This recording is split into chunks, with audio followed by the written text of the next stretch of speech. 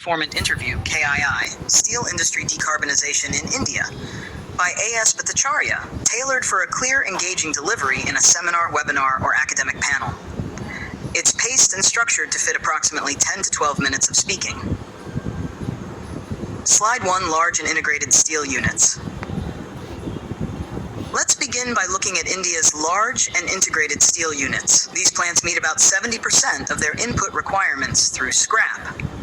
However, despite this, import dependence continues, largely due to quality inconsistency and logistic bottlenecks.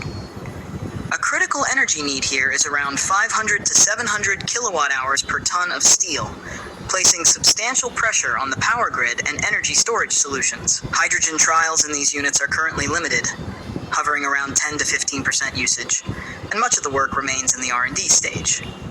The big question: can we afford green steel? Right now, it costs about $900 per ton, significantly higher than the $600 for conventional blast furnace basic oxygen furnace steel. Moreover, compliance with the Carbon Border Adjustment Mechanism, or CBAM, is gradually pushing Indian firms toward both mandatory and voluntary carbon offsets. To optimize operations, simulation models of the scrap steel supply chain are being increasingly used. 2. Small and medium steel units. Now turning to small and medium enterprises, more than 80% of these rely solely on scrap, yet they face acute challenges. The supply is fragmented and vulnerable to price volatility. Digital tools for prediction and optimization are still missing in most operations. Although rooftop solar is an option, limited space and high installation costs pose real constraints. A shift to electric arc or inductive furnaces is much needed, but delayed by financial hurdles and a lack of technical skills. Despite these limitations, there's growing curiosity around entering the carbon market. Slide 3, Industry Bodies and Associations.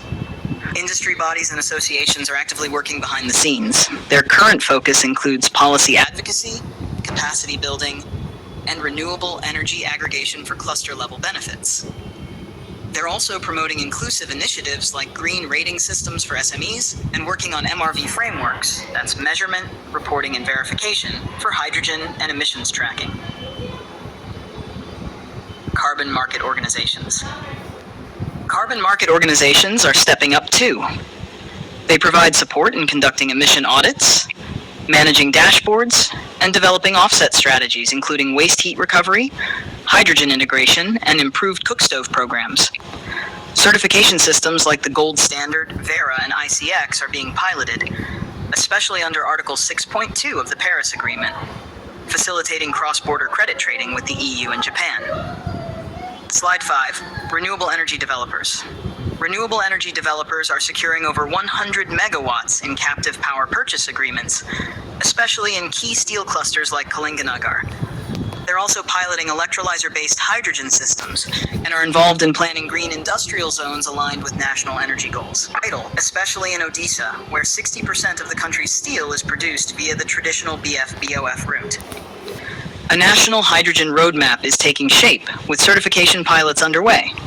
Support for MSMEs is also improving through training programs, aggregation platforms, and mechanisms under Article 6. Slide 7, Real estate developers.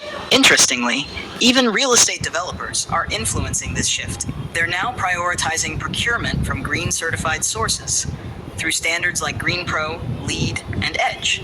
In fact, many are willing to pay a 10 to 15% premium for certified green steel, signaling strong demand-side pressure for sustainability.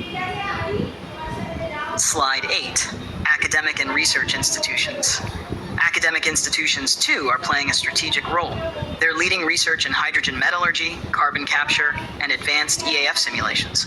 Their policy advice and training programs are helping guide both industry and government initiatives. Slide 9, Metallurgical Perspective, Hydrogen-Based DRI. Let's now dive into the metallurgical challenges. One of the biggest shifts is from traditional carbon-based reduction, using Fe2O3 and carbon, to hydrogen-based DRI processes. Instead of CO2, we now produce water vapor, but this impacts porosity, grain structure, and slag separation. Reduction temperatures are lower, between 800 to 1,000 degrees Celsius, which affects kinetics.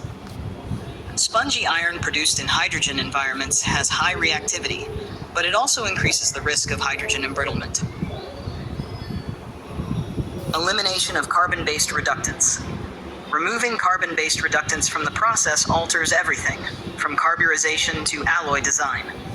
Without coke, alternative carbon sources like graphite or biochar must be used, and they need to be finely controlled to ensure proper carbon levels in final steel grades.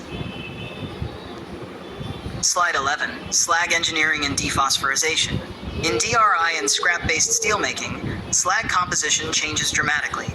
It becomes critical to control phosphorus and sulfur levels, which requires precise slag basicity optimization. Slide 12, scrap-based EAF melting. EAF melting of scrap presents another set of challenges, particularly with tramp elements like copper, tin, and zinc. These residuals are difficult to remove, necessitating advanced ladle metallurgy and refining techniques. Slide 13, influence on alloy design and quality. Producing clean steel becomes harder with scrap and hydrogen. Only low residual scrap and refined DRI inputs can meet quality demands. This pushes us to explore innovative alloying strategies, blending metallurgical design with sustainability goals. Slide 14, CO2 avoidance, metallurgical impacts. Finally, avoiding CO2 alters the very chemistry of steelmaking. We see less carburization, which demands more precise use of alternative carburizers.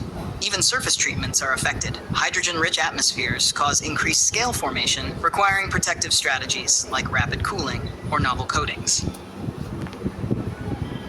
To conclude, decarbonizing India's steel sector is not just about technology. It's about integrating policy, finance, training, and science. We must work collectively across industry, academia, and government to move from isolated pilots to scalable impact. Thank you. Let me know if you